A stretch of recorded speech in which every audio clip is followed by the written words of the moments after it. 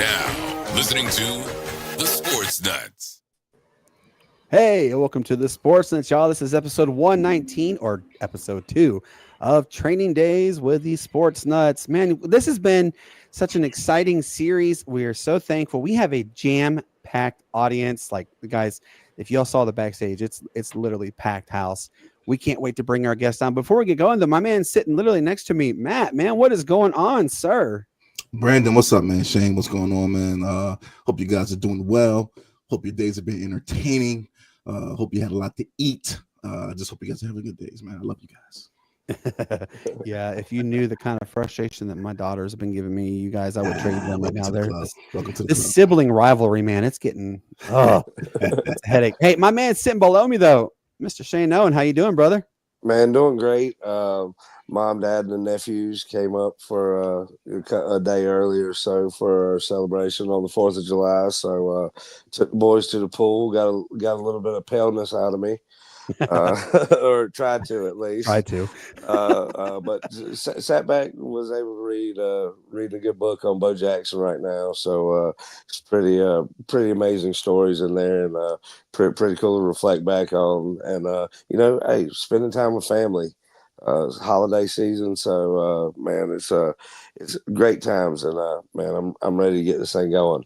Yeah, absolutely. Just reminder real quick, guys, we do not have an episode of the actual Sportz Nutz this Friday because obviously this Friday is 4th of July. So make sure you guys have a wonderful, safe time. But come and get your popcorn ready. We got a great lineup to go over. We're talking about the AFC West. We have the Baltimore Ravens coverage, the Los Angeles Rams. I mean, we have it all laid out for you. Shane, who is our first member that you would like to bring on, sir? Well, I think that we've got a big background, but man, we want to get in the guy that got the jersey on first. Let's go ahead and bring in Mr. Tony for this first one.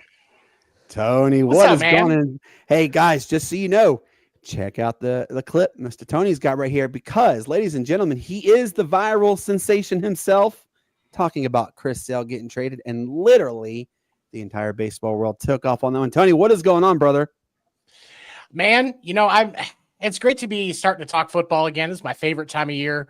I'm actually thinking about going up to the Chiefs training camp. It actually happens where I went to college at, which is awesome. And I'm just glad football season's here. It's a great time of year. Yes, God, you ain't the only one, man. I was telling Cole literally yesterday, I said, man, it just feels like the world is better when football is here. And everybody has to agree with that. It just feels better. It's something about it. And guys, in case you don't know, we're only 29 days away from the Hall of Fame game, which officially means football is back. And we are excited to get the ball rolling. All right, so Tony, obviously, he's got to fix his headphones. Tony, obviously, you're a Kansas City Chiefs guy, so you're going to talk to us about the Kansas City Chiefs. So kind of, I'm going to do the first question, then Shane will go, then Matt will go. So real quickly, Tony, I want to ask you, what have you seen so far this offseason, obviously with OTAs and just the offseason in general? Like, what have you seen so far? I have to say the biggest thing for me is Kansas City's first round pick, Josh Simmons. He's an offensive tackle is the way that it was listed on his draft, but he's definitely going to be in line for that starting left tackle job, keeping Kermit the Frog himself, Patrick Mahomes, protected, hopefully taking the time to replace Jawan Taylor, who collected offensive penalties like they were Pokemon. There were some concerns. There were some concerns with Simmons going into the draft because he tore his left patellar tendon in October, and I think that's one of the reasons why his draft stock dropped. He should have been the first offensive tackle drafted. There were a lot of he was actually pegged with a few different teams going into the draft, but because of his injuries, he fell down quite a bit, and this could end up being another steal for Kansas City, which obviously I'm a big fan of that. But he looked really good in OTAs. He looked good in rookie minicamp. Andy Reid was just singing his praises in press conferences with how much he was developing. And from his own mouth, he's excited to get going, get the pads on, and get to work. So I think that's going to be one of the biggest things to watch is how they take care of that, because obviously Kansas City's weakness and why they lost the Super Bowl was their offensive line. So we got to see what's going to come next with that so that they can get back into true form. Absolutely. Shane, go ahead. Oh yeah, well, we all know Andy Reid must have some special powers in that mustache of his, because Kansas City, it's consistently up there, in contention for a conference championship, if not the Super Bowl. Kind of going into the season, what are your expectations and maybe a couple of surprises that we might see from Kansas City this year? My expectation is, we get back to what you call it, the conference championship. In Kansas City, we just call it the Arrowhead Invitational.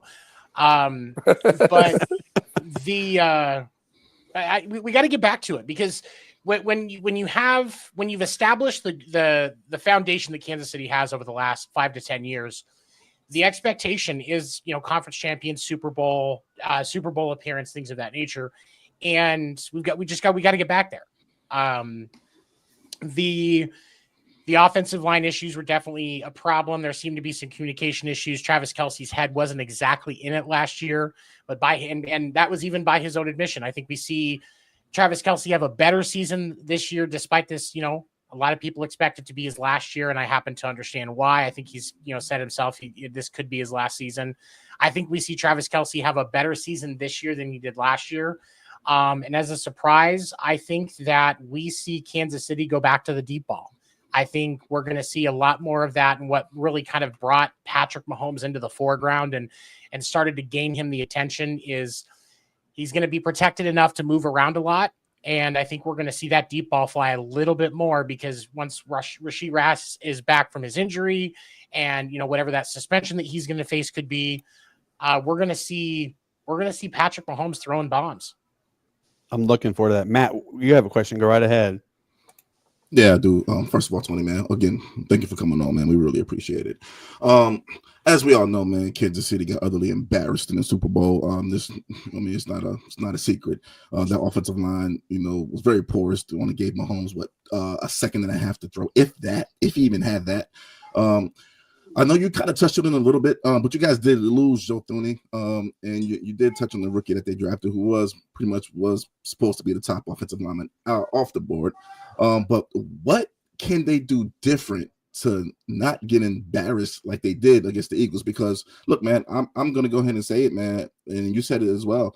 Kansas City does have that expectation to get to the Super Bowl, and we hold them. Anything other than the Super Bowl is not a good season for Kansas City, right. And that's just the standard that Patrick Mahomes and Andy Reid have set. So what do they have to do to not get that embarrassed? Was it play calling? Is it maybe a midseason trade? Is there somebody else on the offense, another explosive receiver on the offense? Because after Xavier Worthy, man, the explosion factor that you guys have is kind of So tell me, what are you guys going to do that's different? There's a few pieces with it. I think Hollywood Brown coming back, I think, is going to be a big piece, because it's crazy to think with the level of talent that he has, that he's actually just the third receiver on Kansas City's depth chart. And I think that speaks volumes to what we're going to see out of Kansas City. You look at Juju Smith-Schuster, Jalen Royals is a rookie that has already looked really good. And Jalen Royals he was out of Utah State. He led the Midwest Conference in 2023 with 15 touchdowns and over 1,000 all-purpose yards in 2023 and 2024. Probably going to see some special teams time with him. Could end up being not going to say exactly like Dwayne Bowe, but I could see him as a Dwayne Bowe type receiver once he gets going. But I think ultimately we've got to see the electricity out of Kansas City's offense. And that's the big thing for me, because we know that Spags is going to have that defense on point. That's actually, similar to what we think about with the Steelers. When you look at Kansas City now, because of the standard that Spags has set, the expectation of the defense is going to be fine. So now we turn our attention back to the offense. And last year, despite the success that Kansas City had throughout the season, the electricity was missing. It wasn't just about play calling. It was about execution. And some of it was the struggle with the offensive penalties, not just from Jawan Taylor, but all over the offense, not just the line, and bad offensive penalties, the line not lining up correctly. There was just a lot of that last year. that I think came down to a little bit of coaching and a little bit of execution. So I think there were both sides were at fault in that. I think we see that kind of work itself out this year. I think that Kansas City comes in with a better mindset. When you go back to back in Super Bowls, there's a bit of a hangover. There's a reason that no team has ever three-peated. And I think it's just because of the exhaustion and the extra work that you have to go through. But I do think that this last Super Bowl was a wake-up call for Kansas City, both for Andy Reid, for Steve Spagnuolo, for Matt Nagy. I think it was a wake-up call for all of them because no disrespect to the Eagles, but that game was winnable. They just weren't executing. They weren't calling the right plays. They didn't have the right protections for Patrick. And so he was running around like a chicken with his head cut off, similar to what happened when they lost the Super Bowl against the Buccaneers. So Kansas City has a responsibility this year to fix that like they did before and not get away from who they are as a team. That's why I talked about the long ball. I talked about the importance of protecting Patrick Mahomes. And also, I do think that we're going to see more than we expected out of the rush attack, because you're going to have Isaiah Pacheco and Kareem Hunt as your 1-2 punch. And then you also have Elijah Mitchell and Brashard Smith that are back there in the wings that can also provide support in the event of an injury. And I think that depth is going to provide more success, because the offensive depth is something that Kansas City did not have last year. And I think that puts Kansas City in a much better position this year versus what it was last year, because the Eagles had the depth, they had the speed, they had the healthy players. Everything was on the Eagles side for the Super Bowl. And I'm not trying to take anything away from them. They beat us fair and square. But Kansas City, I think, fixes that this year and finds a rhythm that we haven't seen since before the three-peat, since the three-peat started, because it was kind of there that first Super Bowl out of that run. But it hasn't really been there since. And it kind of has been lost completely since the Super Bowl loss to the Buccaneers. But I think Kansas City gets back to it and really absorbs the identity that they should have had all along that made them who they were and brought them the success that they were experiencing. Absolutely. It's going to be a fun time indeed with the Kansas City Chiefs. Tony, can you let everybody know really quick where they can find you, sir? You can catch me Monday nights, 10 p.m. Eastern on all Wire to Wire Sports social channels with the Sports Report podcast. And then actually, if you're not doing anything later on after you get done watching these guys, 10 p.m. Eastern on all Wire to Wire Sports channels, podcast named Deferred is my baseball podcast. They are releasing the All-Star Game lineups as we speak. And my job is going to be to make sure that we all get to talk about it and make fun of the choices. Absolutely. Can't wait for them. Hey, Tony, man, brother, I appreciate you to the max coming on, man. And we're going to talk again real soon. Sound good, brother? Absolutely. Can't wait. Look forward to it. Thank you guys for having me on. I appreciate it every time. Yes, No problem. sir. Good luck in the AFC this season, man. Yes. Thank you. All right, guys. That was actually a lot of fun to hear about the Kansas Chiefs. We have one of the most consistent teams in the North, the Baltimore Ravens. Yes, I'm talking about my dude Cole and his boy Jordan. These guys, oh my God, y'all, you better go seriously right now. Subscribe to them and follow them.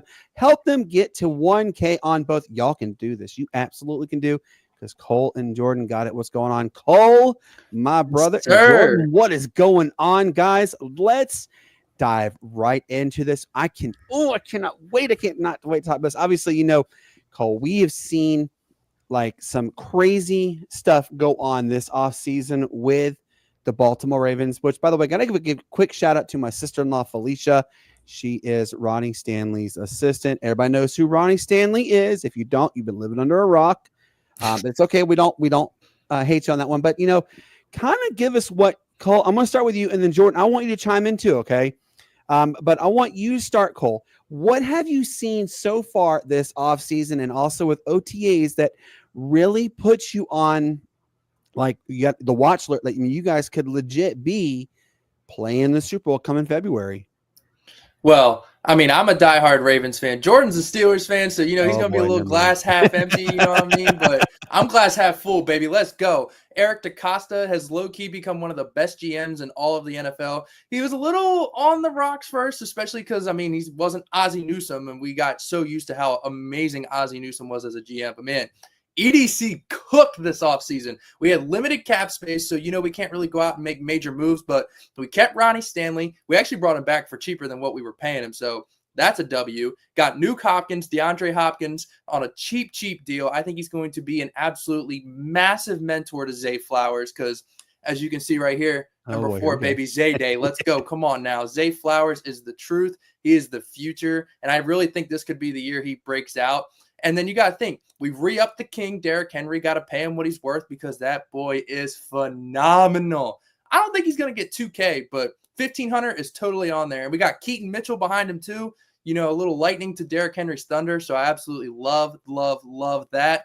We cut Marcus Williams, which was fine because, that dude was Swiss cheese. So whatever. Our Darius Washington filled in admirably. So I'm happy about that. But we drafted Malachi Stark. So Kyle Hamilton, for those who don't really know, he's not really the coverage guy. He's more of like the blitzer down in the box, kind of making more of an impact. Think of more of like a Palomalu almost, not really like a ball hawk, but we drafted a ball hawk, Malachi Starks, in the first round. So super happy about that. We're super happy about getting Mike Green, the edge rusher, in the second round. He had some situations or whatnot. So, innocent till proven guilty, but hey, if Mike Green is innocent, he's going to be an absolute dog for us. So I love that. And the cherry on top, just when I thought EDC already cooked this thing to perfection, Jair Alexander, baby, come on. Let's go. We got Marlowe. We got Wiggs, Nate Wiggins. That was already a lockdown duo. Then you throw in Jair too, because, Marlowe and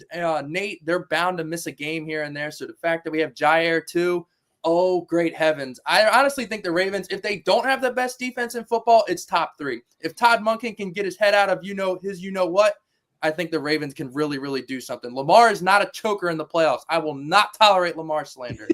I love that. Shane, go ahead, man. Oh, yeah. Well, man, speaking of the hurdles that Baltimore is going to face, of course, we just talked with Tony, and Kansas City is probably going to be one of them. But kind of this rivalries kind of started brewing between Baltimore and Buffalo on, not only MVP talk, but, team talk and contender talk alone. What pieces on that defense? I know you kind of touched on it a little bit, but what pieces have you guys kind of shored up to kind of compete? Not just to win the North, but for that title contention. So for Buffalo, I have massive respect for Buffalo. It's all love off the field because Bills Mafia, legit. Josh Allen, amazing human. Like, they got a lot of dogs on that team. Absolute respect to Buffalo. But when it's between the white lines, man, you better believe beef is live, baby. That is tough physical football every single time. It is never easy playing Buffalo. Even when we're at home under the lights, it is never easy against the Bills. But I think Jair Alexander, I think we now have better secondary than they do offensive weapons because they have Keon Coleman and they have Shakir, who's an absolute dog. But if we put Wiggs inside in the slot against Shakir, Wiggs runs circles around Shakir. So as long as he doesn't get toasted on the route, I really think we can shut that down. Keon, he's a big body, but Marlowe can really go up there on high point those balls as well. And the Ravens, their main thing on defense, I would love for them to go out and get like a Zadarius Smith. We need one more big edge rusher, unless Mike Green's that guy. Mike Green's that guy. We don't need Zadarius Smith, but we don't know because he's a rookie. So would really love that extra edge rusher, really just to get some extra pressure on the Bills. But I really like our matchup against them. It's just we need to play them at home in the playoffs. Also, on the record, do not love that that's our week 1 game, Sunday Night Football, because the Ravens are absolute crap early in the season every year. So week 1 in Buffalo, we might get spanked. It could get ugly. So, real quickly, you mentioned about Mike Green. I got to tell you this too. Matt will agree with me on this one too, Cole. We secretly, Falcons fans, we wanted Atlanta to trade back into the first and get 3 first-round picks, with Mike Green being one of them. So it was going to be a possibility. Matt, go ahead. You have a question. First of all, man, I got to say congratulations for getting Malachi Stark, man. We know him all too well down here. Now, Cole, I will say this, man. 2022, good season, dud in the playoffs. 2023, good season, dud in the playoffs. 2024, good season, dud in the playoffs. I mean, what are the expectations for the Ravens this year as far as record-wise?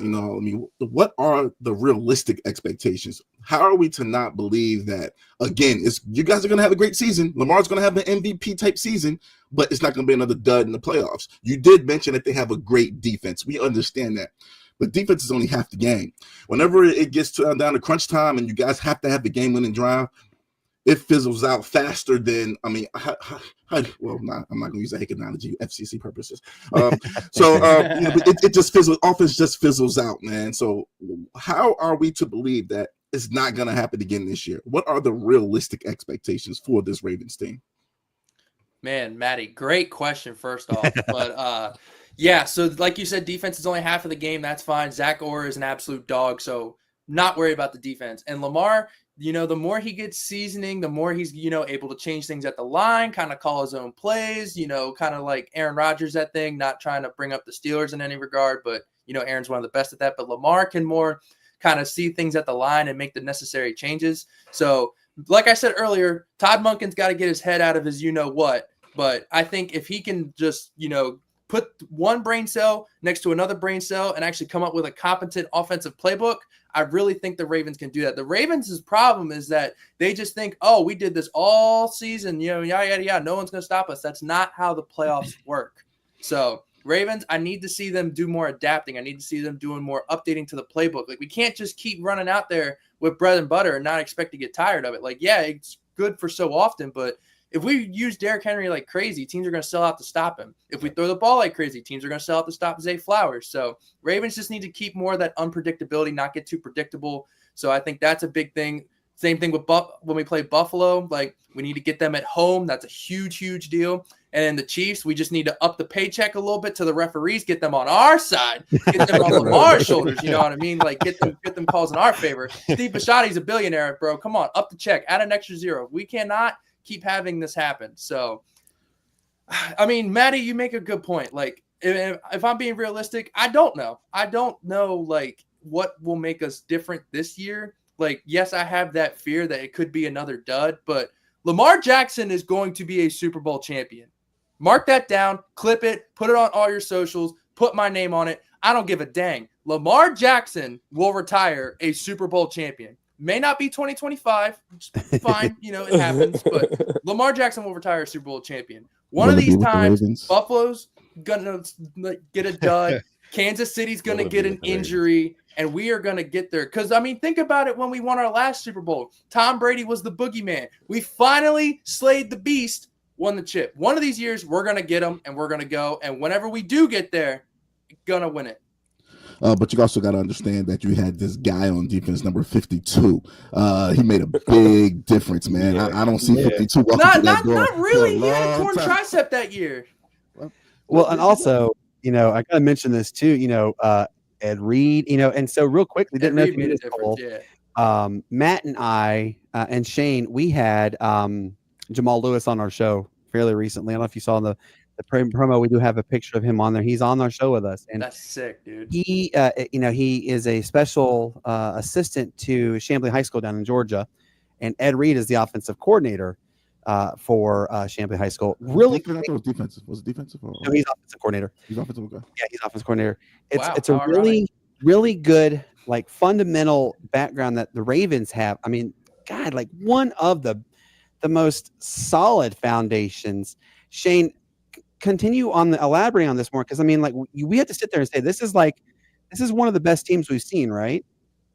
Yeah, it's one of the best teams that we've seen here lately, kind of constructed. But I kind of also want to shift over there with Jordan. I know he's itching to talk a little bit. He's itching to talk some junk. Well, I mean, they have been in the news lately.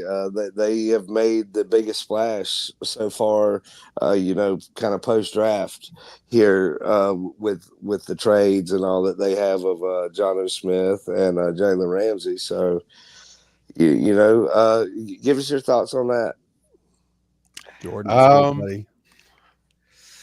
Okay. So I am a Steelers fan. I'm very realistic, though. I know we're not contending with the Ravens. We're not contending with the Chiefs. We're not contending with the Bills. So in that sense, I'm very realistic. Do I think that trade moved the needle? No, I think it was very horizontal, especially giving up Minka Fitzpatrick. But regardless of that, I think we'll still have a good defense. I don't think it's a major upgrade, but I do think that A-Rod is a slight upgrade over Russell Wilson. I do think DK at this point right now, we'll see what George does in Dallas. I think he's going to kill it. But at this point, DK has been a better receiver than George Pickens. We still have a pretty good tight end room. We drafted a running back out of Iowa, Caleb Johnson, who's going to replace Najee. We still have Jalen Warren, Kenneth Gainwell is our third back. So we have some decent pieces. Like Cole will tell you, I always say this doesn't really change anything for me. I still think we'll be 10-7 with a first round exit unless we, catch, I don't know. Like, I feel like the only teams we would have a chance against, and even they would still be tough outs, is like the Texans or the Chargers, like those teams that are tier below your Chiefs, your Bills, your Ravens. But yeah, again, very realistic expectations, but I'm still excited for the season regardless, just because of I've never seen the Steelers be this aggressive. So it's definitely a philosophy change. We'll see if it works out. I know Super Bowl's not in the cards, but at least, get that playoff monkey off the back. That would be cool. Never say never. I do got to give a quick shout out though to you also, Jordan. We are really good friends with a couple very well known Pittsburgh Steeler players. Mm-hmm. Number 96, Mr. Braden Fajoko, family friend. I've actually known his parents for a very long time. We had his brother Sam come on our show. Braden, he's commented, and also there's a little obviously there's a holdout going on with this next individual. Yeah. And I'm pretty like close with him. He has commented one time. He has donated also to my daughter's softball campaign. So shout out to Mr. TJ Watt. Just wanted to give that quick little mention out there. Hey, real quick, Shane has a follow-up question with you. Shane, go right ahead, man. Oh no, I believe Matt's got the follow-up question on Matt, that one. Sorry, Matt, go ahead. Jordan, first of all, man, hey, man, you're a little too timid here, man. Your team made some great moves, man, and you guys have a way better chance than what you're leading on, man. I mean, if you want to be honest about it, man, you got TJ freaking Watt on your team. You got Patrick Queen as the middle linebacker. You have DK as your wide receiver. You could have a better second receiver, but you have Pat Fryermuth, who's a young up-and-coming tight end. Mm-hmm. Good offensive line. You got Jalen Ramsey. You have Mike Tomlin as your coach. Hey, man, I'm gonna need you to be a little bit more ecstatic about the team, brother. Because hey, man, you have a good team, and you guys are gonna contend for your division. I mean, the Steelers have a really good team. It all depends on Aaron Rodgers. That's what it all depends on, Aaron Rodgers. If Aaron Rodgers can get you a good 4,000 yards, man, with, if he could just be half of the old Aaron Rodgers, he'll be fine. But, I mean, hey, man, you guys have a way better team than you're leaning on here, man. I just wanted to say that. Yeah, give credit where credit's due. Look, Matt's hitting the nail on the head. Look, by the way, Coleman, you guys are it's going to be a very competitive division, hands always down. It always is between you guys, yes. But I'm going to say this even more this year. I know, bro. I know. You should be scared because even them little Browns are coming, man. Oh, I don't give a dang about the Browns, man. You know what they call Cleveland? Snake by the lake, man. Get that trash out of here. Hey, now let's not disrespect history.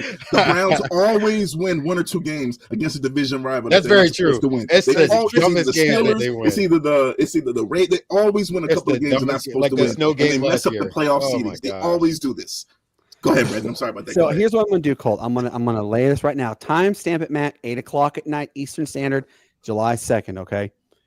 This division is going to whoever wins it is going to be the number one seed. I feel whoever wins will be the number one seed. Wow. In the AFC playoffs. Wow. I think KC takes a little bit a step down. Tony just said it. He does say that it is the exhaustion level. I think they beat themselves up though. I don't know. I could see a 12 or 13 and 4. I see teams possibly making the playoffs. Yes. Look, Yeah, man, he the did say that- AFC he did North say is that's that, division. is that neighborhood you don't stop at the stop sign, man. You just keep doing a little California roll and keep rolling because you can't stop for too long. That's the AFC North. Yes, absolutely. And look, guys, I promise you, it's all right. I'm time stamping. Steelers, if the AA run that we know shows up, they could easily go 11-6, or I mean, heck, they could even challenge Baltimore for a 12-5. If he gives me second half of last season, he was returning to form a little bit. He definitely played a lot better. That second half of the season was great from A-Rod. If he can give me that for a full season, I'll say 11-6. Well, Matt, possibly 12-5. Matt mentioned it last night on our episode, talking about Lillard and all them coming back from the Achilles injuries. It takes a full year for you to get back 100% once you're cleared to play. So I believe we'll see it, and this is a very competitive division that I'm interested in seeing. Yeah, you guys are going to be top notch, and I promise you, if Lamar Jackson, if he tees it off, I mean, I know we saw Joe Burrow last year hit for almost a 5K. I could see if all the pieces come into play, I could see honestly him being a 5,000-yard passer this year. I really could. What It's receivers? not out of the. It's not out of the realm. What receiver? If you want to throw 5,000 yards, you need like a 1,500-yard receiver. What Zay receiver Flowers is could that? be that. It could happen. Zay Flowers is a glorified slot receiver. Hey man, let's be real. Yikes. I like Zay. No. Yikes. I like Zay. I love Zay. I love Zay Flowers. But it is what it is, man. It is what it is. You got the Ravens. They need like a big body receiver, somebody that We got like, Duke. Come on now, man. What year is this? 2015? I mean, what year is this, man? I like Hopkins. I like Hopkins, man. I love DeAndre Hopkins, but he's what is he about 35 now? 34? I mean, Calm down. In football, no. I told you, boys, I'm coming swinging, man. Come Lamar, on. the most dangerous asset the Ravens have is Lamar Jackson's legs. You know, the less they use his legs, the more they use his arm, the more pedestrian their offense looks. So look, Lamar has to just continue to use his legs and use his tight ends, man.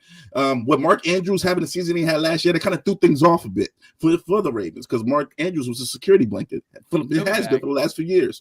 But I don't know what happened with Mark Andrews last year, but hopefully he comes back to form this year and do some things for you guys. But 5,000 yards, absolutely not with those. If everything comes to right, it could. I didn't say it would. I said it could. Lamar, I think last year was his best statistical season. I mean, he threw over 4,000 yards, 40 touchdowns to 4 picks. I just need that again. I don't need 5,000 yards. I need what he did last year again. I think Aaron Rodgers is better. Aaron Rodgers has a better chance of throwing for 5,000 yards with DK and Freiermuth and with those speedy receivers. I don't think. I say he has a better chance than Lamar Jackson to throw for 5,000 yards. That's what I said. I don't think only because of the way due to the fact it's because of how our offense is. Well, yeah, but who are the running backs? I know you guys got a rookie. I know Steelers got a rookie. Steelers got a rookie that I like. That reminds me of what's his name? Najee Harris a bit. I can't remember his name, but the Steelers did get a rookie in the draft. Yes, Johnson from Iowa. But I see the Steelers airing it out this season. I see them airing the ball out this season. It is Arthur Smith. Than usual, Arthur Smith did not do that. He would rather have 5 tight ends than anything else. And you know that. My only thing is, you guys know A-Rod's going to be calling some plays at the line. So regardless, I mentioned that earlier. Yeah, I was about to say, he will. They're going to call the play. If he wants to throw, if he wants to throw, he's going to throw that. Kill. He's going to throw that. No, stop! I don't want to do that. No, kill. He's going to throw that thing. Aaron Rodgers is slinging it. Yeah, Aaron Rodgers is slinging it, man. He's throwing the ball. He's slinging it. He got a point. Then he got a point to prove. A chip on his shoulder. Oh, he's slinging it. He's throwing the ball. So Cole, Aaron Rodgers is my dad's favorite player, man. So to see him play for the Steelers, I'm like, oh, come on, man. He got a special place in my heart for Aaron Rodgers. Now I got to root against him in his retirement tour? What the heck? Absolutely. All right, Cole, real quickly, let Cole and Jordan, I want you guys to let everybody, and I mean, you all watch, and I know there's so many people watching right now. Y'all better be writing this down. Cole, where can they find you, sir? We are free and available on any and every platform you can possibly think of. We are on YouTube at Flag on the Take Pod. Make sure you please go like, comment, and subscribe. we have this type of energy every single episode. It's our calling card. So yeah, if you enjoyed us on here, please go check us out at Flag on the Take Pod on YouTube. We're on Apple Podcasts, we're Spotify, and then we're also on every social media at Flag on the Take, TikTok, Instagram, Facebook, you name it, we got it. So please, if you enjoy us, A, we're very grateful for the support, and B, please go check us out and subscribe and follow. Yes, please check our guys out. And remember, guys, this episode does air next week on the radio. So make sure to tell all your friends, hey, you guys, we have a really cool show we want you guys to follow with. This is the guys to do it. Cole, Jordan, my guys, I really appreciate you guys coming on. Thank you guys. Cole, we're going to talk again soon. Don't you go anywhere, because you and we're going to talk again in the coming weeks, man. We're going to have you on again. Sound good? I'm just a text message away, man. I appreciate all three of you boys. This was absolutely a blast. Absolutely. Yes, sir. Y'all take care. Appreciate it for sure. And go Rocket and go Ravens. Sound good? Go Ravens. Flock Nation, baby. All right, Cole. See you, brother. All right, guys. All right, Jordan, take it easy, brother. Absolutely. Guys, that was electrifying. We do have a friend of ours coming on. Hopefully he comes on. Snowman should be on any moment. But until we do, Shane, my man. First off, we have two people who are going to talk about this next set of teams. But I want you to introduce the first one, sir. Oh yeah, well, it's as we were looking around to do these episodes and stuff for this series, you just kind of think of dudes who know ball and kind of reach out. And so I reached out to my cousin, Mr. Ben Willis. Glad to have him on, man. A big super fan of the Dolphins, which will be later on in the series. But man is gracious enough to let us know about his thoughts on a couple of the AFC West teams and the Rams there with Mr. Seth tonight. So hey Ben, how's it going, bud? Oh, it's going all right. How about you? Oh man, we're loving it, man. First off, glad to have you on, and kind of getting you out your comfort zone outside of the Dolphins arena. Kind of on the other side of the map. But good, man. We saw the Raiders make a couple moves this offseason, bringing in a new quarterback, and making a pretty decent selection. And probably the fifth best athlete in the draft this year. Kind of what have you seen from their moves in the offseason that kind of gets you kind of excited for the season coming up? Well, I mean, as a Raiders fan, I'm just being honest. They hadn't had a whole lot. As a Raiders fan base, you know, had a whole lot to really be excited about in recent years. But I think that's pretty swiftly changing. I for one like the addition of Ashton Jeanty. I know I'm taking the easy route, starting with the first round pick, but I think the addition of Ashton Jeanty is going to do wonders for him. And I was doing some research on their team. The Raiders were 32nd in the NFL out of 32 teams, dead last. They were 32nd in terms of rushing yards as a team. So, it makes sense that they went out and got who a lot of people consider the best running back prospect to come out in quite a while. I don't know if I so much agree with that. He played at Boise State. It's not like he played against. Wait. Come on. I gotta interject right now on that, Ben. I'm a Mountain West guy, University of Hawaii guy, hands down. Boise State. Team to kick rocks at. They are a very talented organization. Just saying that.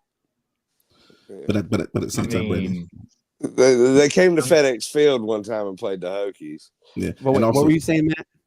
Brandon, Ashton Jeanty did pretty much win 99% of those games that they won. I'm not discrediting them. No, but I'm saying Boise is a good. But Ashton Jeanty is one of the top running back prospects to come out in a long time since who ain't no joke. Every few years. I'm just interested to see if he's going to actually be able to replicate any of that success to the NFL. It's one thing to play good against Mountain West cats. We're talking about NFL, man.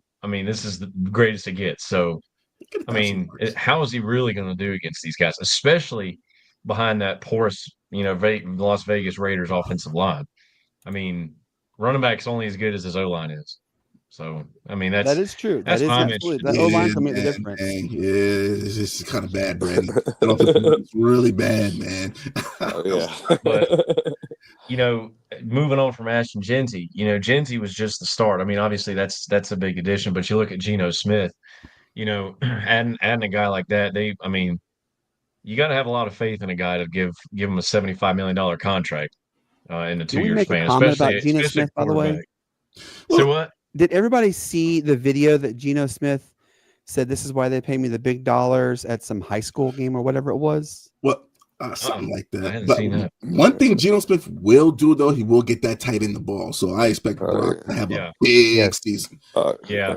So it's interesting because the Raiders have a lot of 12 personnel. I mean, they play a lot of that 2 tight end set, so they're going to get Michael Mayer and obviously Brock involved. So there's no joke about that. They have no choice. So let me ask you this then, Ben. Okay, what is obviously you've told us what you've seen and what could be going on, but what is kind of like the realistic expectations for the Raiders this season? I mean, obviously, the Raiders have had a lot of influx happen to them. Gosh, I can't recall the last time they were like they were jump out of my socks kind of team since back in the Rich Gannon era. That's a long time to show my age, folks. But can you give me what your real expectations could be for this season? I mean, we always talk about the quarterback, but it really is going to be as far as Geno can take them. Because you look at their defense. Their defense last year was 15th, and that's talking about total yards per game allowed. So, or that's points per game allowed. So they were a pretty decent defense. I mean, really, they just need Geno Smith to take them to that next step. So, I mean, honestly, for a team that went 4-13, I mean, last year, how much do we really expect from them to improve? And it's in a conference like the AFC West, I honest to goodness cannot see them going better than. I mean, I think 9 wins is the absolute ceiling. I cannot see them doing better than that. I'd say probably anywhere between the realm of 6 to 7, I think is a realistic goal. I know they're going to obviously be shooting for more, but I mean, let's be honest. You play against the Chiefs twice a year, and not just them, but you play the Broncos, who are a very young on the rise team. You also play the Chargers, who are, I just can't see the Raiders. I think in those 6 games, I can't see them winning more than 2 of those, honestly. And that's 4 losses right there. So yeah, you're right. I like where you're going on that one. Obviously, you just brought up another good team that we're gonna have our second guest come on with. I can't wait to have the debate. But Matt, go ahead and ask your question, please, sir. For I'm sorry. For the so I mean for the Raiders, right? Yes. Yeah. My gosh. Realistically, man, I mean, is there anything that the Raiders can do to make it seem like this was an improvement, like make it seem like this season was an improvement? What would have to happen statistically for us to see that? Well, I mean, I think it starts with explosive plays. I mean, we talk a lot about explosive plays. You look at the Chiefs, in recent years, especially when they had Tyreek, who I'm really glad they gave him to us. It starts with that. A lot of teams' success, especially in the NFL, is predicated on, your ability to make big plays. And the Raiders, it's just, I found this very interesting. They were top 5 in the NFL last year in terms of 20+ yard passes or more attempted, but they were dead last in the NFL in 20+ yard passes actually completed. So, I think that's where Dante Thornton comes into play, a kid who they drafted out of Tennessee in the 4th round last year, who ran a 4.3 at the combine. I think they're going to have to get him involved pretty early. So you talk about statistical improvement, improving overall. What does that look like for the Raiders? I think it has to start with the ability to create explosive plays downfield. I like that where you're heading. Hey, real quick, before we bring Seth on, we do have a special guest, our man, the man himself, ladies and gentlemen, Brian Snow. What is going on, Brian? How you doing, brother? You guys are too kind, and I appreciate it. Matthew, I have a bone to pick with you. What did I do? It's what you said. About who? The Pittsburgh Steelers. Hey, I gave them props. I gave them nothing but props. Man, you give them props for what? I'm finally getting a respectable quarterback under center, a healthy Aaron Rodgers. Maybe healthy. Well, it's been a year since the kid came back. I have a question about Aaron Rodgers playing for the Pittsburgh Steelers, and it goes like this: what in the all types of blue hell are they thinking? They had no choice. What other choice did they have? That's a big fat no for Pittsburgh. Again, they had no choice. What other options? They stupidly let Kenny Pickett go instead of getting a competent quarterbacks coach that can train him. I agree, but okay, and he wound up with a Super Bowl ring before the Pittsburgh Steelers will ever get a Super Bowl ring. That is true. And they also drafted Will. They drafted Will Howard. They have Will Howard there, but you can't throw Will Howard out there to the Wolves like that. You can't throw Will Howard to the Wolves like that. Not right now. Why not? Oh my God! Because you have DK Metcalf. They did it to Kenny freaking Pickett. Because they had to.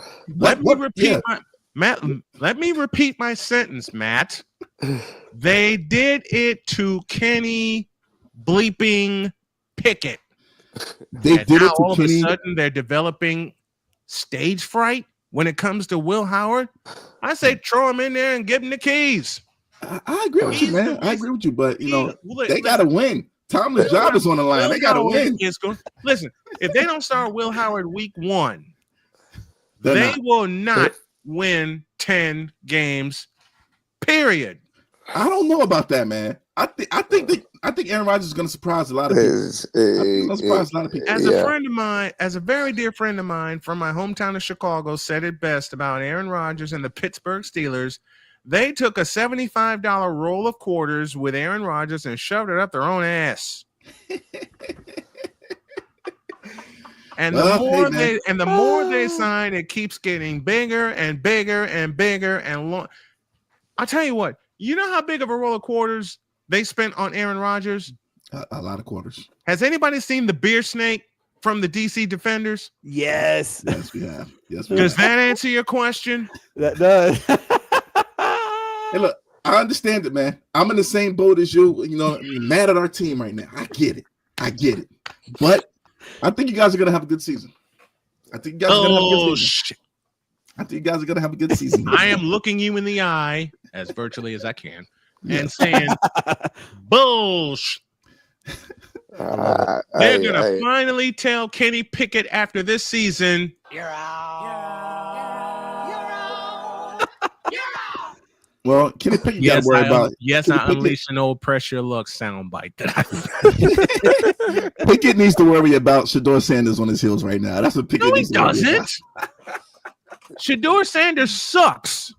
Oh boy! I love that he said that. Give me this camera. Give me this camera. All right, hang on. Give me the camera, Brandon. Give me the camera. There you go. Give me this camera, Brian. I'm gonna say something that's gonna piss off a lot of Clevelanders. But because it's Cleveland and they're easy to make fun of and they don't know what in the Vita blue hell they're doing, I'm going to say it aloud as I said it for 2 years. Shedeur Sanders sucks. Okay? The only reason Shedeur Sanders got drafted is because of his father. Period. He does not have the proper footwork. He's got a great arm, but he can't read a defense. Okay? Shedeur Sanders reminds me a lot of Caleb Williams. Okay, I love it. Shedeur Sanders reminds me of Caleb Williams. Deer in headlights. Let me tell you another thing. Just because it's clean, you know what? I will make this comparison, and no one else will ever make it. You know, Shedeur Sanders reminds me of when it comes to the Cleveland Clowns. Who? Does the name Tim Couch mean anything to you? Oh, yes. So, Brian, I am right there with you, dude. Matt will tell you this. I have been the absolute, I think Shedeur Sanders is going to be. Oh my God, Brandon couldn't wait for this. Brandon cannot wait for this. Thank God someone has sit there and said the exact same thing. I mean, the dude he goes 13-12 in college. Oh, let's go retire your number. Okay, that's a monumental occasion right there. You just right. Oh man. The shoe do listen. I hate saying this out loud. He's the second most talented quarterback in that room. Kenny Pickett. Wrong answer. Kenny Pickett doesn't know true yet. He's the fifth most talented quarterback in that room. Oh no, Dylan Gabriel is trash. Listen, let me tell you something about Shedeur Sanders. He will not see any time on the field unless injuries to the 4 other quarterbacks happen. Because the starting quarterback for the Cleveland Browns should be Dylan Gabriel. Oh, They no. ain't carried four quarterbacks into the season, though. Nobody does. I mean, Dylan Gabriel came to see Hey, Ben, listen to me carefully. This is Cleveland.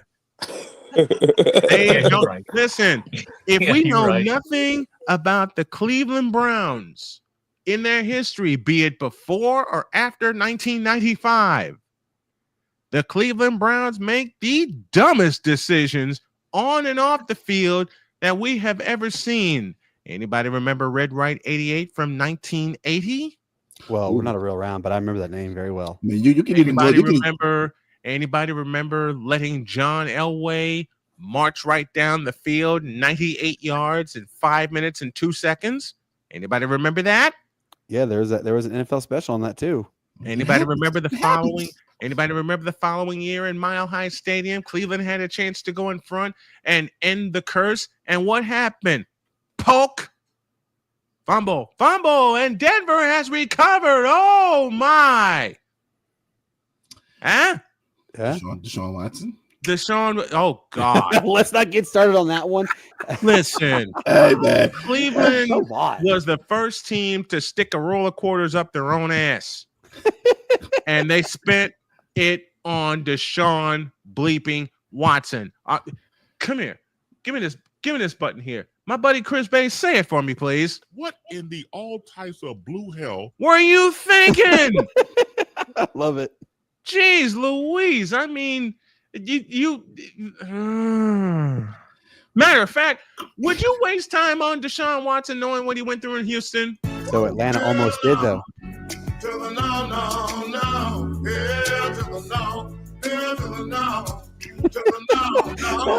Cleveland's not even your team, though. What all the animosity for Cleveland? It's not even your team.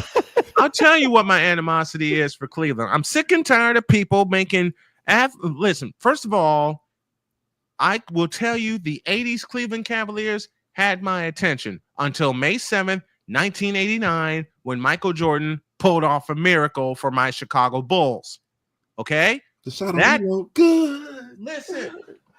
Oh, I have that clip. I have to play it sometime, even though I got this big fella pumpkin in my arms, or I had him here. But Cleveland effed up when they let everybody walk and they bring in bums. Besides, also remember, Brian, I have a personal Cleveland bone. did get rid of a chance to get Julio Jones to Atlanta. I'm just saying that. Oh dear God! Thank you, Cleveland. Julio who? Julio Jones. Who in the blue hell is Julio Jones? Okay. So now, He's what we're your not Hall going of to Famer. do, what we're not We're going not to going do, to describe that. we're not going to slander Julio Jones. That's what we're not going to do. I'll there, slander man. Julio Oh, Jack. Jones. At least the older version of Julio. Let me make a correction. At least the older version of Julio Jones. Will you allow me that? Will you allow me we can that? allow that. Yes, That's we can been allow bouncing. The Julio Jones that couldn't stick with Atlanta even beyond 28-3. The Julio Jones that lately has had don't disrespect Marty Schottenheimer. Marty Schottenheimer should have stayed in Kansas City. He'd have gotten the championship in Kansas City because he went to Cleveland. They pushed the plunger in and went to hell. I love this. Brian, they pushed the plunger and it went to hell. Yes. And here's my personal bone to pick with Cleveland. I was on my way back. I was working at Cedar Point in 2005. I had to go home and do a game in Chicago. I brought my rental car back. I raced. he was in Cleveland before Kansas City. Okay, that explains everything. Thank you for getting the history right, Pitch Grid. I appreciate that. But still, he had no business being in Cleveland. They pushed the, like I said about Marty Schottenheimer in Cleveland, they pushed the puncher in and went to hell. But as I was saying, I was working at Cedar Point in 2005, and I got off the bus. We had an hour layover in Cleveland, and I was hungry because I knew I had to check into work later that day. I stepped off the bus, ran into the station, and I'm ready to eat, either vending food or something.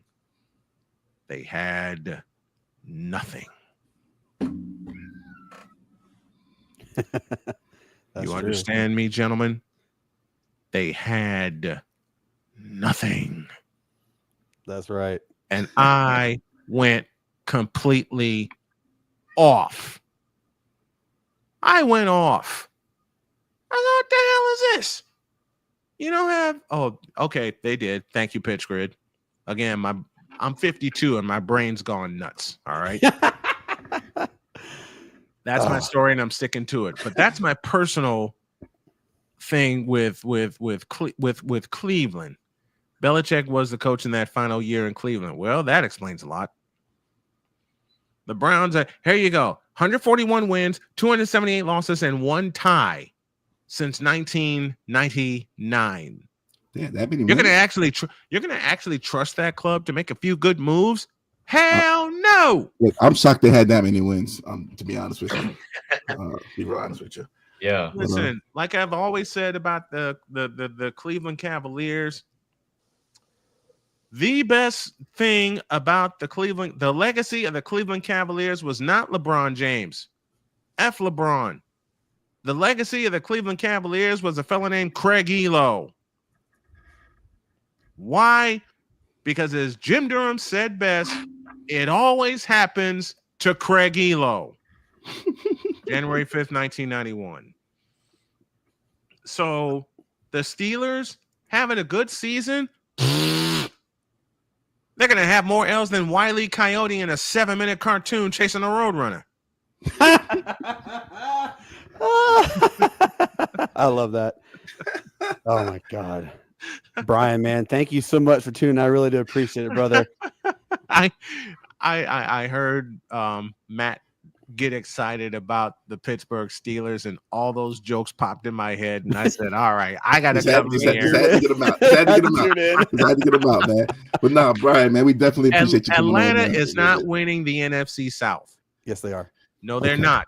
Okay. Nobody's winning the NFC South. Matt. No, and listen to me. No, and Body is winning the NFC South.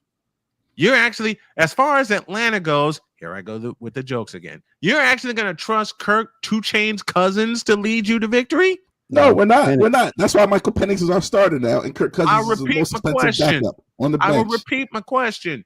You're actually going to trust Kirk 2 Chainz Cousins, because this is Atlanta we're talking about, to lead you to victory and not make the smart move and going with Michael Penix?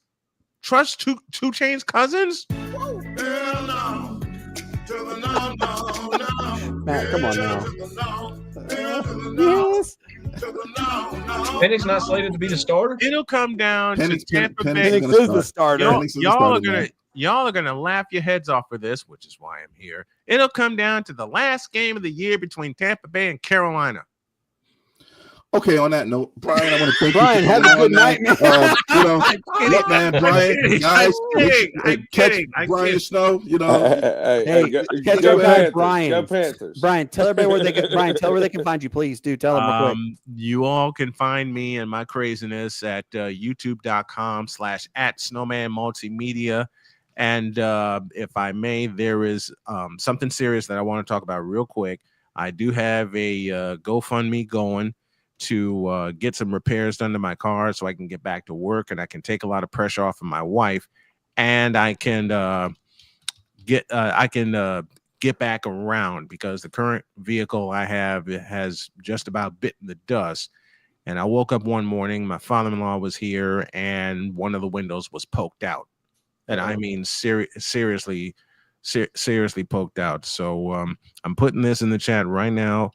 If anybody can find the ability to help old Snowman out, because I have a $5,000 goal here so I can get a vehicle and then help out. And I have a school that's interested in me broadcasting their games, which is something I hold, as you guys know, I hold very, very dear to me.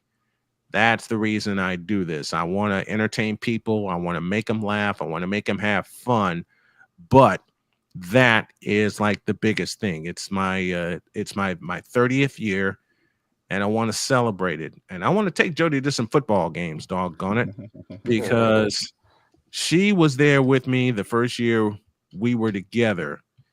And she was in the booth. Queen, by the way, folks. This is the queen. This is the queen. This is Queen Jody. By the way, everybody, quickly give a happy belated birthday to her. Come on, because it's her birthday weekend when Brian was on.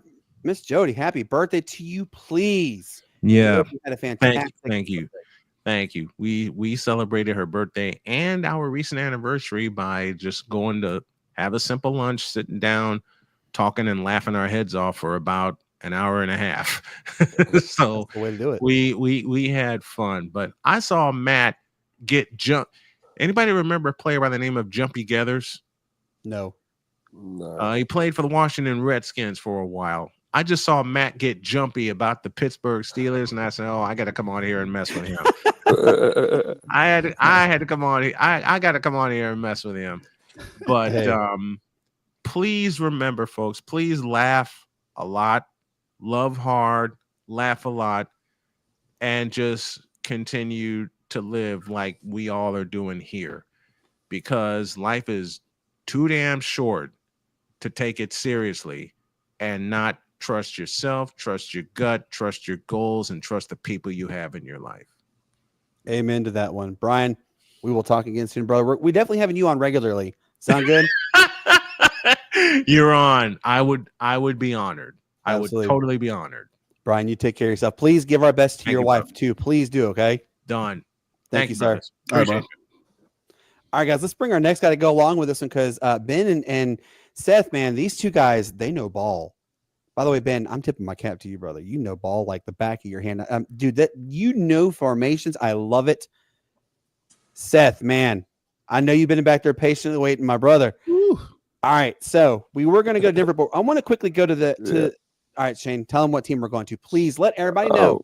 Man, we're going to go to the LA Rams, and I'm excited to talk about the Rams because, you know, what we've seen lately with the moves that they did this offseason is, you know, slowly them in Washington have become the kind of, you know, proverbial 1-2 teams if the Eagles say slip or you know, whoever's in the North slips, you know.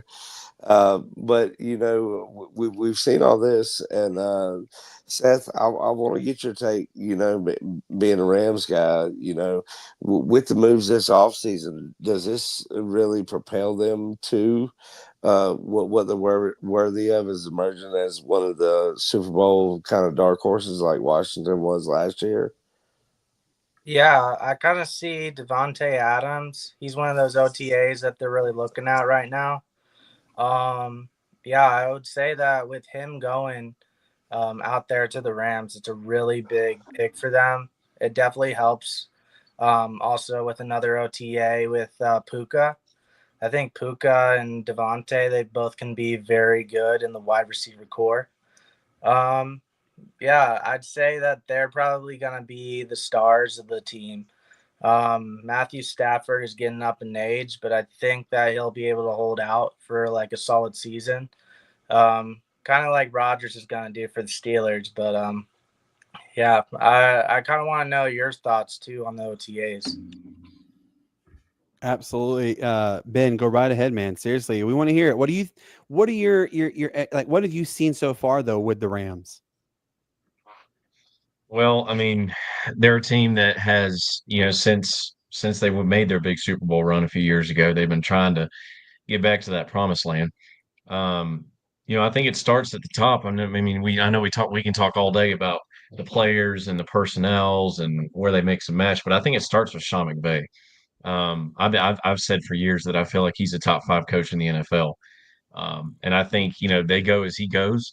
And I think him and Stafford is just a really dynamic duo.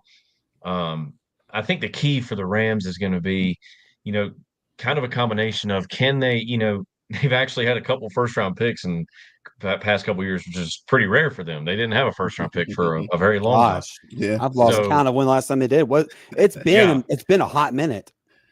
It's been a minute for real. Yeah, but I think it's going to be a Washington's combination reaping of the rewards at the same time.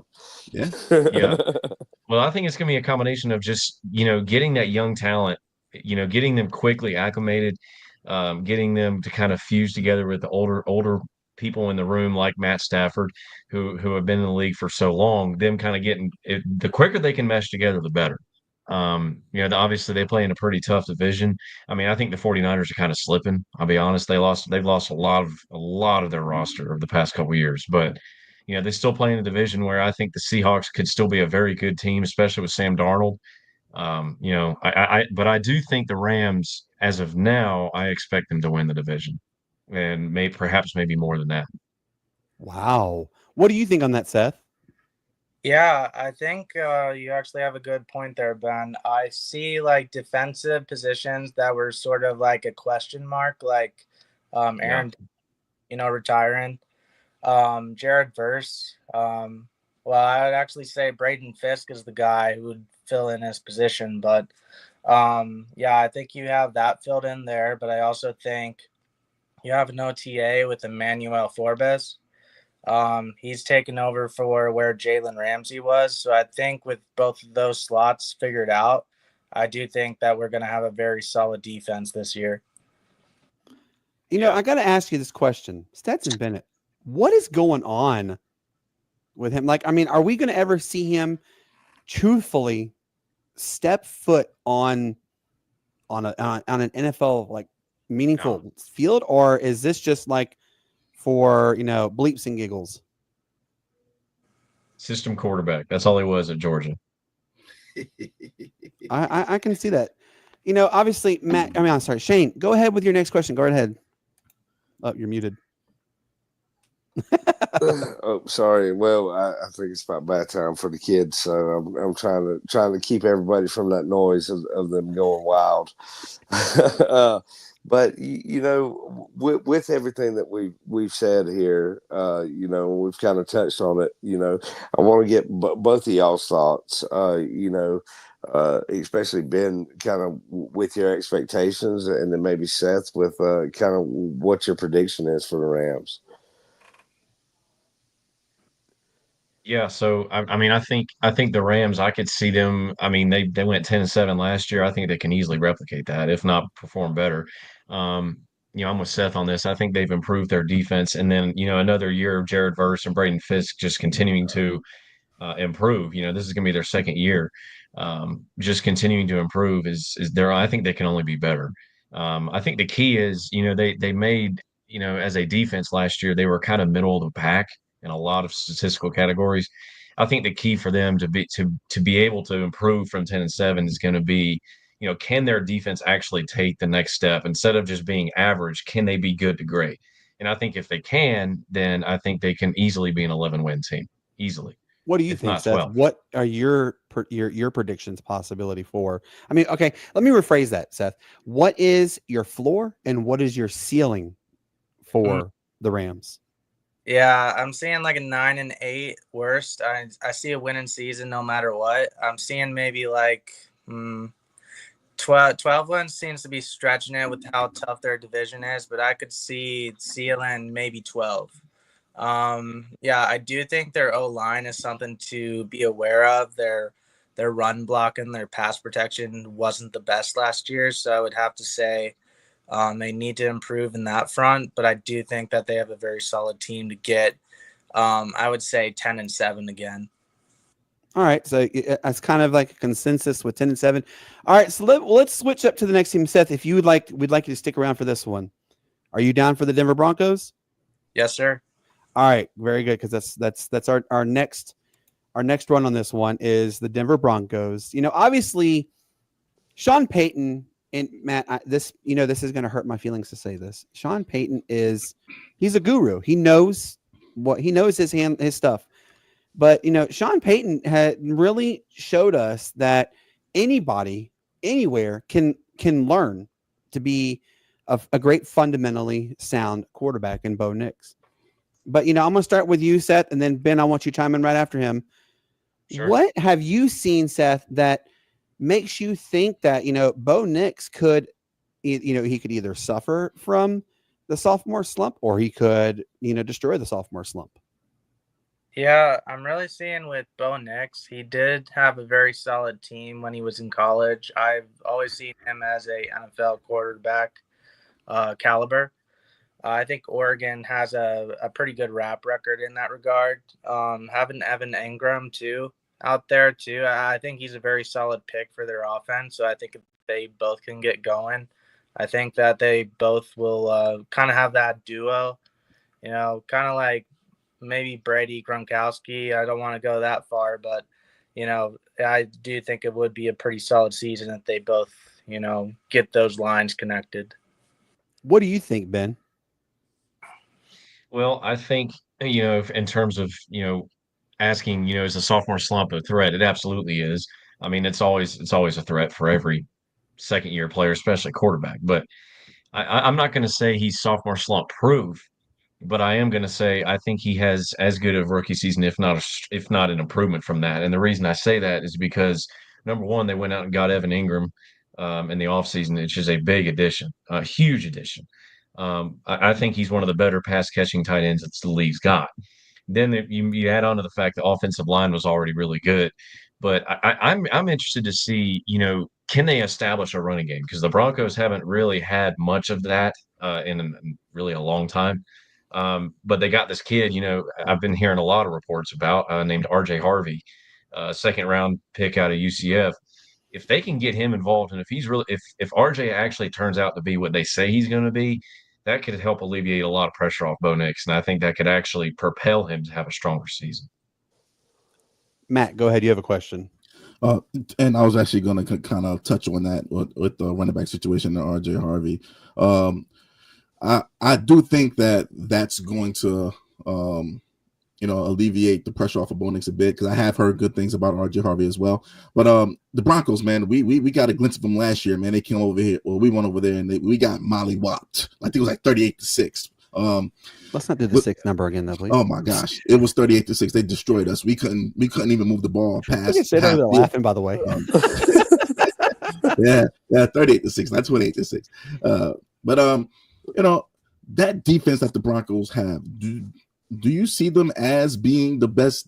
Do you see that defense being able to take down Kansas City and the cause is the same issues that Philadelphia caused in the Super Bowl? Or do you think they're gonna have to settle for coming up as number 2 in the division? And that's to both of you guys. Yeah.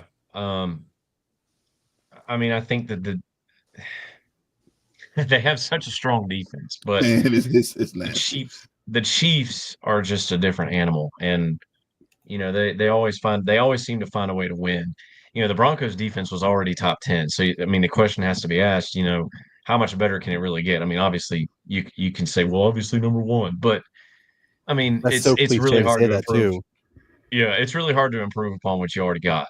So I think the Broncos are going to have to find a way. If it gets into a type of shootout type game with the Chiefs, they're going to have to figure out a way to make that extra play. And that's where I think the running game actually comes into play, because I think if they can get the running game established against the Chiefs both times, keep away, that could be a very, very big key for them in terms of overtaking Kansas City. What do you think, Seth? Yeah, I think they have a very solid defense. In regards to the Chiefs, I would also say that going against them, it's going to be very hard to beat the caliber the Chiefs have. I do believe that the Broncos have enough caliber in them. Compared to what their offense has been, I do think that their defense is their strongest point, for sure. But I do think if their offense, like Ben was saying, running back wise, if they get that set in course, I do think that'll be the X factor for this team. I like where you're going on that one, but let's just say, okay, for bleeps and purposes, right? Okay, just for hypothetical purposes, let's say everything falls into place. What I'm gonna ask you first, Seth, and then Ben, you're gonna follow right after. Give your real expectations for what the Denver Broncos could do. Like again, like the floor and ceiling question. Give the floor and the ceiling for you, Seth. I'm staying with the offense based off of what I've seen. Probably like an 8 and 9, but I'd also say that they could hit like 11 and 6. So I would say I'll squeak them by with a winning season of 9 and 8. So I like that. What do you think, Ben? I actually have them going. I have them being a little bit better. I think the floor is. I think 8 wins is the worst they could do. I can't see them doing worse than that, unless they just have a rash of injuries, which could always happen. I think the ceiling is actually 12. My prediction, I actually have them going 11 wins, which is 1 win better than what they had last year. So that's what I got. And I think the problem is, again, we talked about with the Raiders segment just a few minutes ago. They play in such a really tough division. Honestly, I think if they were playing in the NFC South, I honestly think the Broncos would win 13 games. I think they're that good. The problem is they play in the AFC West. So I'm going to say 11 wins. All right, I like the direction you both are going. You're kind of all in the same ballpark on that one. This is from our one of our listeners, Jerry White. Bo Nix is the perfect quarterback for Sean Payton's offense. That was an improved running game. Big season for them, unfortunately. Go Bills. So he is a Bills fan, yes. But we the constant question obviously is does Sean Payton have enough? That so far he has answered the doubters. He absolutely has. He did fantastic things with Drew Brees. Drew Brees is an elite quarterback. He absolutely will be, for all intents and purposes. I think he's a top 3 quarterback like overall, like all time. That's how great of a quarterback he really was for the city of New Orleans. And that painstakes me to say because I'm an Atlanta Falcons fan. But Sean Payton has definitely proven he can do the dirty work and really turn teams around. Matt, I'm going to ask you too. What is your floor and ceiling for the Broncos? Ceiling for the Broncos, I'm gonna have to agree with these guys. About 11, 12 wins. That's if there's any kind of improvement from Bo Nix and from that particular personnel that they have. I'm not a fan of their receiving core. They got Cortland Sutton, they got Marvin Mims Jr. I'm not too much of a fan of the receiving core. But I do want to see what their running back crew is going to do with their rookie and with J.K. Dobbins as well. Their defense solidifies. Nothing to worry about there with their defense. I think they'll be good to go, and I think they're going to hold a lot of opponents under about 17 points. I just want to see the jump that Bo Nix has made. And as far as their floor, I honestly think the floor is about 9 wins. I think they're going to finish between. So you can see them being a winning no matter what. The winning no matter what. I've seen them having a winning record no matter what, man. I just don't see it. Sean Payton is too good of a coach. I can say that now because he's not in New Orleans anymore. He's a great coach. He's a great coach. So he knows how to coach quarterbacks, and that's been proven. He has a proven track record, and so and it seems like he has command of his team, and they're gonna follow Bo Nix. I like that. Real quick with you, Shane. What is your floor and what is your ceiling for the Broncos? Well, honestly, I think this is one of the tightest floor to ceiling things that I've seen, just because of what we've seen out of Bo Nix this offseason, what we've seen the Broncos do to solidify their defense, like we've talked about already. I see him as a 10 win floor. But I could see them at a 12 to 13 win ceiling. Honestly, this is going to be probably one of the best teams in the division that Kansas City has faced in many years. So I've got them as a dark horse maybe to win the division just based on their out of division schedule compared to Kansas City's. I like that, and our good friend Tony won't agree with you because obviously he's a Chiefs fan, but Sean Payton knows what he's doing. He absolutely knows what he's doing. Now there is one more team that we want to talk about. Would you two be willing to stick around, Seth and Ben, for this last one? Sure. All right. This one is Arnold Schwarzenegger's favorite team. Go Chargers, go.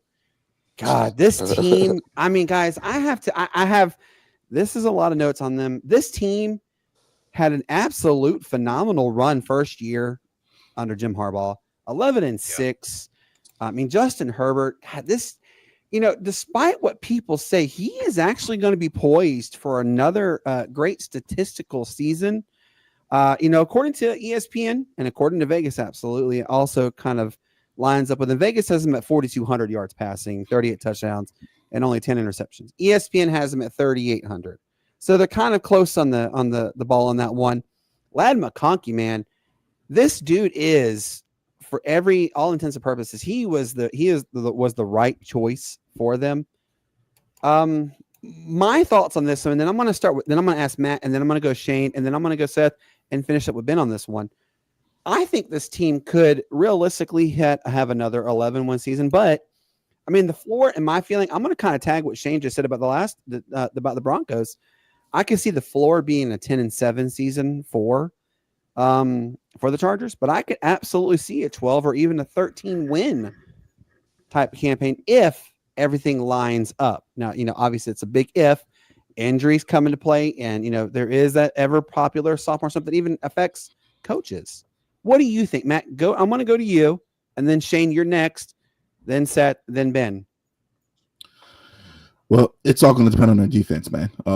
It depends what they're going to do defensively. Offensively, we know they have it. They have the weapons. Najee Harris has joined their crew, so he could be the big bruising back, goal line back that they need to go along with the other slew of running backs that they have.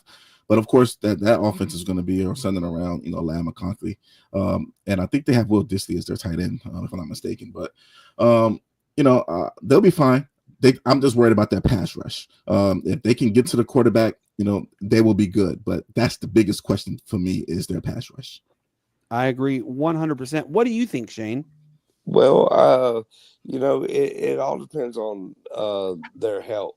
That's been one of their biggest keys. I think that Harbaugh's got them in the right direction to compete in the AFC West. It just depends on the talent that they bring in.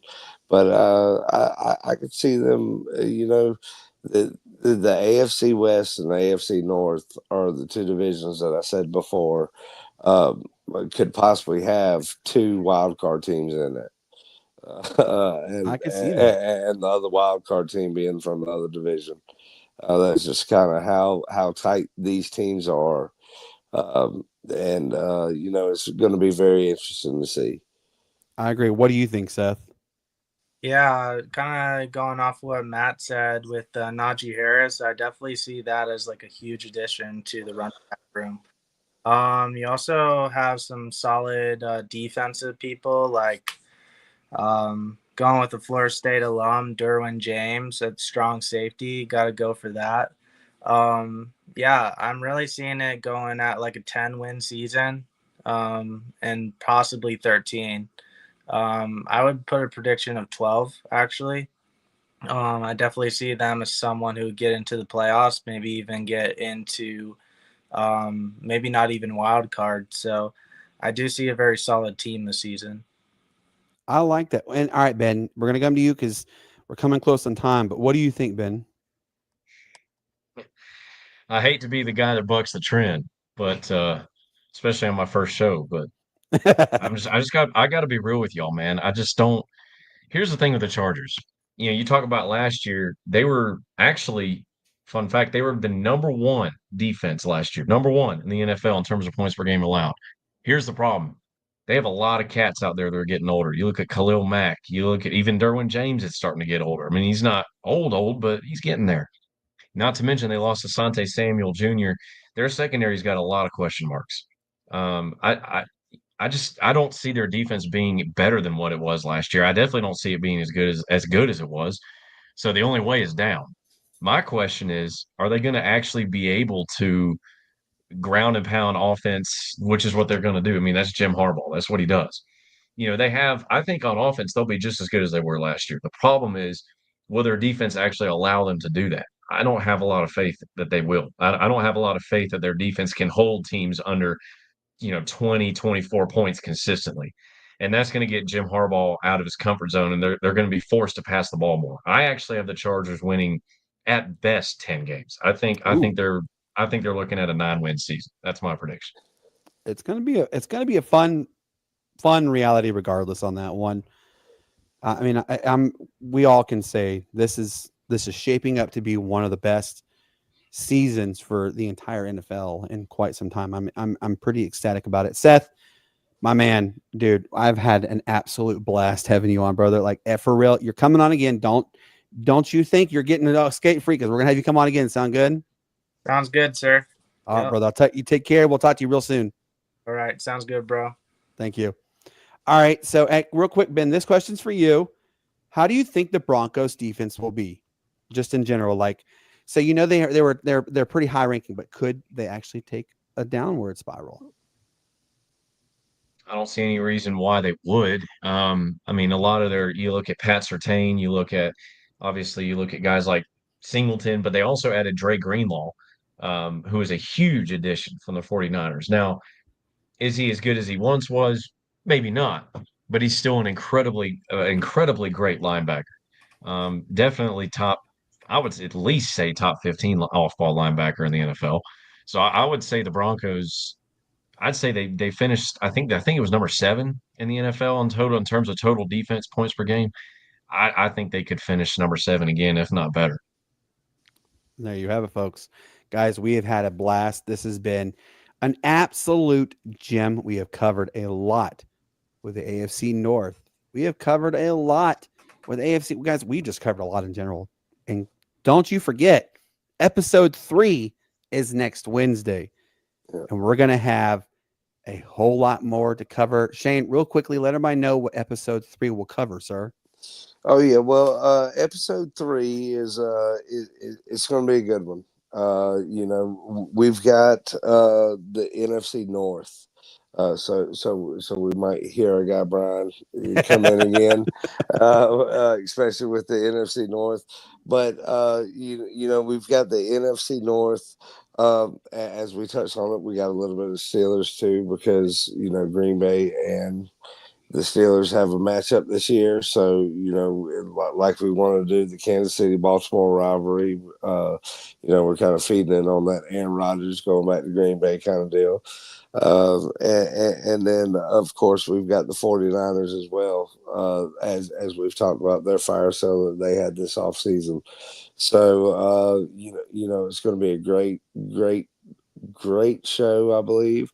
And very excited to bring that to you guys. But in one, I want to go ahead and sign Mr. Ben off. Man, I appreciate you coming on, all that, and kind of give everybody insight on. I know you just got back from a mission, and if you would just kind of lead us out with a little words of faith, if you could. Yes, please. Yeah. Man, I was just going to say, keep trusting the Lord in everything you do. Keep him first. The Bible says to seek first the righteousness of God, and all these things will be added unto you. So I'd say, just keep God first above all else, including sports. And he'll bless that. Absolutely. Ben is a walking testament indeed. Ben, man, you're coming on again. Don't think you're getting off skate free, because you're coming back on again. Sound good, my friend? I'm just kidding. I'll be happy to. Ben, man, we appreciate you, brother. You take care of yourself, and I'll talk to you again soon. Sound good? All right, man. Sounds good. Y'all have a good evening. You too. All right, real quick, guys, just letting you a reminder, there will be no episode of the Sportz Nutz this Friday. It is 4th of July. So you guys will have the chance to spend with your families. Enjoy it. Guys, just so you know, next Tuesday, we have 2 guests. Yes, 2 guests. I'm eager to share this news with you guys. We have Marcus McCullum, who covers the WNBA. Yes, he is going to, he has got a lot to talk about, because there's been a lot that's happened, and we can't wait to share with you. But guys, this just literally came down this morning. This is the text to prove it. Rashid Simmons, the former New York Giant himself, is going to join the Sportz Nutz next Tuesday as well. It's going to be a fun episode. Please get your popcorn ready. It's going to be a good one.